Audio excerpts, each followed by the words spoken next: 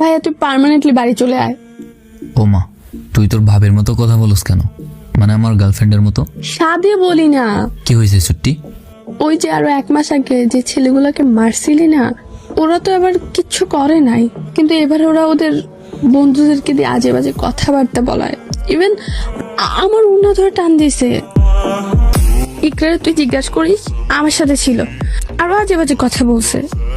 আমি আর কলেজ যাব না, তুই বাইকে করে কলেজে দিয়ে আসলে যাবো, নয়তো যাবোই না। এইভাবে একদম খারাপ লাগে। আইরিন বোন, আমার আসতে আবার একটু লেট হবে। তবে হ্যাঁ, দেবুদের বলে দিচ্ছি, ওরা আবার হয়তো ওদের গায়েব করে ফেলবে। তুই জানোস না ওদের ব্যাপারে, আমি বলে দিচ্ছি। আমি কলেজে যাব না, তুই যতদিন আমাকে নিয়ে না যা। ওকে, আমি বাসায় বলে দিই আম্মুরে। ঠিক আছে ভাইয়া। সপ্তাহ থেকে ছোট রানী। আচ্ছা ভাইয়া। ওই দিন ওরে কি মারছস? ওর সাহস কেমনে হয় ও আবার ওর বন্ধু বান্ধব দিয়ে আমার বোনের রিপ্রেজেন্ট করে? সরি মামা, ওই দিন তো ইচ্ছা মতো মারছি, কিন্তু আবার এমন করবে এইটা তো হওয়ার কথা না। আচ্ছা তুই ঠান্ডা হ, কে কে জ্বালাইছে আবার বল।